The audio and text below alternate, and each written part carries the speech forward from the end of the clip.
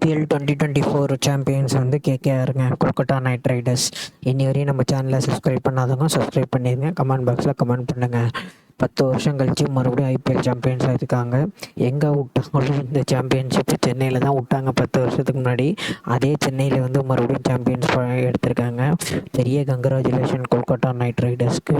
கௌதம் கம்பீருக்கு பெரிய வாழ்த்துக்கள். ஏன்னா அவர் மென்டார் ஆனதுக்கப்புறம் தான் இந்த டைட்டில் வந்திருக்கு அவங்களுக்கு. சூப்பரான பவுலிங் எஃபெக்ட் போட்டிருந்தாங்க கொல்கட்டா நைட் ரைடர்ஸ் பாராட்டியே ஆகணும். பேட்டிங்கும் சூப்பராக இருந்தாங்க, பவுலிங்கும் சூப்பராக போட்டிருந்தாங்க. எக்ஸ்பெஷலாக வந்து இந்த மிச்சில் ஸ்டாக்கு வந்து நியூ பாலில் போட்டார் பாருங்க. அந்த ஸ்மெல்லு அபிஷேக் சர்மா போல்டு எடுத்தார் பாருங்க, 4th பால். அப்பயே அவங்க பயந்துட்டாங்கங்க எஸ்ஆர்ஹெச். ஏன்னா எப்பயுமே டிரைவர் சைடு தான் ஸ்ட்ரைக் ஆடுவார். இன்றைக்கி டிரைவர் சைடு ஸ்ட்ரைக் ஆடாமல் அபிஷேக் சர்மாவுக்கு ஸ்ட்ரைக்கு கொடுத்தாரு. ஸ்ட்ரைக் நீ எடுன்னு சொல்லிட்டாரு ஒரு டிரைவர் சைடு. ஆனால் அந்த ஸ்விங் போலிங் போட்டார் பாருங்க, அவங்க அப்பா. சென்னையில் வந்து இன்றைக்கி ஒரே க்ளௌடியாக தான் இருந்துச்சான் காலிலேருந்து, வெயிலே அடிக்கலையாம். பட் ஆனால் அவங்க கொடுத்தது வந்து ரெட் சாயில் விக்கெட்டு. அந்த ரெட் சாயில் விக்கெட்டில் ஸ்டாக் வந்து க்ளௌடியாக இருந்து அதை வச்சுக்கிட்டு அந்த ஸ்விங்கிங் கண்டிஷன் நல்லா பால் சீம் அனுப்பிச்சு ஸ்விங் ஆகிடுச்சு. அதை வச்சு போட்டார் பாருங்க ஸ்விங்கு. எப்போ பார்ப்போம் என்ன மாதிரி ஸ்விங்காக போட்டார். ஃபஸ்ட்டு 3 பாலுமே ஆஃப் ஸ்டம்பில் பிச்சாகி வெளியில் போணுச்சு. அவுட் சைடு ஆஃப் ஸ்டம்பில் போட்டு அவுட் சைடு ஆஃப் ஸ்டம்ப் போணுச்சு. 4th ஸ்டம்பிட்ட அவுட் ஸ்விங் ஆகி போட்டுச்சு. 4th பால் என்ன பண்ணார், கொஞ்சம் லென்த்தை மாற்றி மிடில் ஸ்டம்புக்கு கொண்டு வந்தார் பாருங்க. மிடில் ஸ்டம்பில் பிச்சா எப்படி அவுட் ஸ்விங் ஆகி ஆஃப் ஸ்டம்பை தட்டிட்டு வச்சுங்க அபிஷேக் சர்மாவுக்கு. அந்த டெலிவரியில் எஸ்ஆர்ஹெச் பேட்ஸ்மேன்ஸ் எல்லாம் டக்அவுட்லேருந்து பார்த்து பயந்துட்டாங்க போல். சரியான ஸ்விங் போலிங் போட்டாருங்க மிச்சில் ஸ்டாக்கு. எப்போ அவர் பார்த்தீங்கன்னா வரோரா அவர் வந்து ட்ரைவர்ஸ் விக்கெட் எடுத்துட்டார். அதே மாதிரி அவுட் ஸ்விங் போட்டு 2 பேருமே நியூ பாலில் நல்ல ஈக்குவலாக ஃபைட் பண்ணி சூப்பராக போலிங் போட்டாங்க. ஏற்கனவே குவாலிஃபயரில் 1 வந்து எஸ்ஆர்ஹெச் வந்து டாஸை வின் பண்ணி இதே மாதிரி தான் லோ ஸ்கோர் அடித்தாங்க. அப்புறம் எதுக்கு நீங்கள் பேட் கமின்ஸ் டாஸை வின் பண்ணி மறுபடியும் பேட்டிங் எடுத்தாருன்னு தெரியல. பரவாயில்ல, பேட்டிங் எடுத்து சூஸ் பண்ணி இப்போ மேட்சும் தோற்றாங்கன்னு மட்டும் ஒன்றும் சொல்ல முடியாது. என்ன இருந்தால் full credit goes to SRH bowlers தாங்க. சூப்பராக பவுலிங் போட்டாங்க. எக்ஸ்பெஷலி மிச்சில் ஸ்டாக்கு போட வந்தாலே அந்த திருவாத்தியா ஒரு ஷார்ட் ஆடினார் பாருங்க. எப்போ அவர்னா என்னங்க ஒரு இன்டர்நேஷ்னல் பிளேயராங்க திருவாத்தியா. சும்மா கண்ணை மட்டும் ஏதோ டென்னிஸ் பால் ஆடுற மாதிரி இப்படி ஃப்ளிக்காக சுற்றுனாரு, நேராக போய் கையில் விழுவுதுங்க.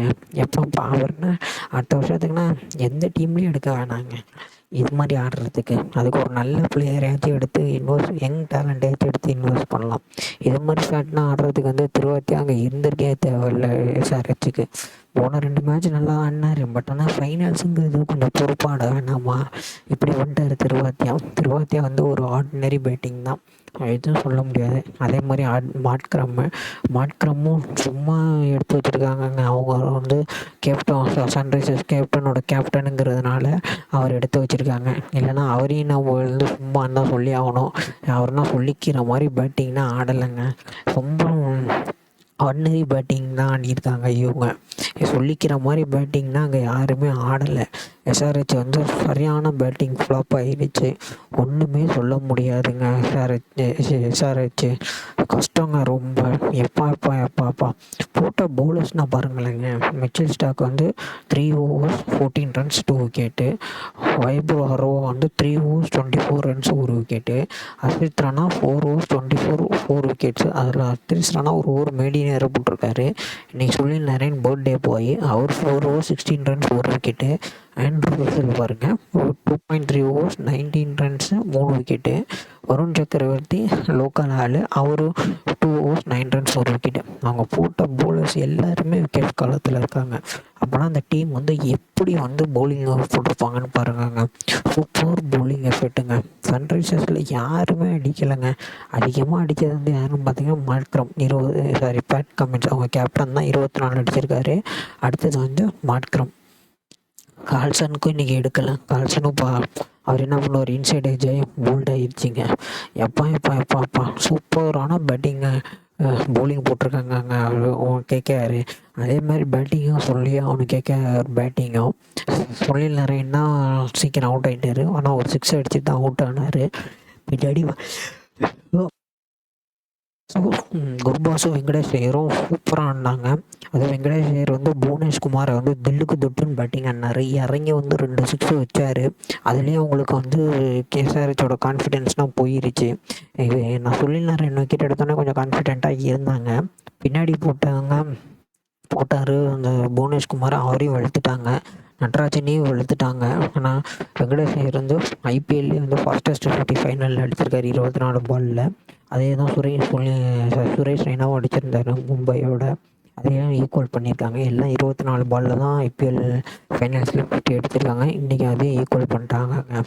கிரெடிட் ஃபுல்லாக கோஸ் டு வந்து கேகேஆர் தான். நல்ல மேட்சாக இருந்துச்சு இன்றைக்கி. எக்ஸைட்டிங்கான இல்லை, பார்க்க வந்து கேகேஆரோட பவுலிங்கை பார்க்குறதுக்கு வந்து நல்ல எஃபெக்டிவாக இருந்துச்சு. ஆனால் எஸ்ஆர்ஹெச்சோட பவுலிங்கும் சரியில்லை, பேட்டிங்கும் சரியில்லை. All luck for SRH. இந்த மட்டும் ஐபிஎல் 2024 முடிஞ்சிருச்சு. அடுத்தது வந்து கேகேஆர் தான் சாம்பியன்ஸு. நம்ம சொன்ன மாதிரி 50-50 சொல்லியிருந்தோம். அதை கேகேஆர் வந்து ப்ரூவ் பண்ணிட்டாங்க. எல்லா பிளேயர்ஸும் வந்து மேட்ச் முடிஞ்சோடனே வந்து இதில் இந்த கமெண்டேட்டர்ஸ்லாம் பேசுவாங்களே வின் பண்ணோடனே கிரவுண்டில். அப்போ சொல்லிட்டு இருக்கும்போது வருண் சக்கரவர்த்தி வந்து ரொம்ப கிரெடிட் கொடுத்தார். பார்த்திங்கன்னா அபிஷேக் நாயருக்கு வந்து வருண் சக்கரவர்த்தி ரொம்ப கிரெடிட் கொடுத்தாரு. அப்புறம் வெங்கடேஷ் ஐயரும் வருண் சக்கரவர்த்தி கரெக்டாக தான் சொல்கிறாரு.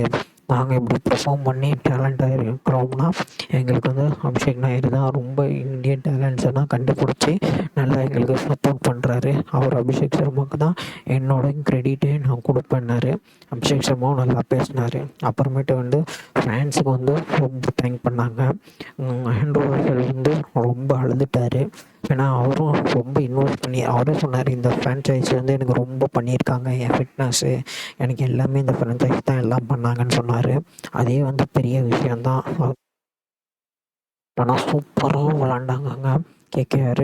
Hats off. ஒரு சாம்பியன் டீம்னு அவங்க வந்து ப்ரூவ் பண்ணிட்டாங்க. உண்மையிலே சாம்பியன்ஸ்னால் அது கேகேஆர் தான், அதில் எந்த டவுட்டும் இல்லை. கேகேஆர் தான் ரியல் சாம்பியன்ஸு. உண்மையிலே சாம்பியன் டீமாக ப்ரூவ் பண்ணிட்டாங்க கேகேஆரை நம்ம எதையுமே குறை சொல்ல முடியாது. உண்மையிலே வந்து கேகேஆர் வந்து ஒரு டெஃபினட்டாக ஒரு சாம்பியன் சைடாக ஆடினாங்க. Congratulations to KKR. IPL 2024 win பண்ணதுக்கு ரொம்ப வாழ்த்துக்கள் உங்களுக்கு.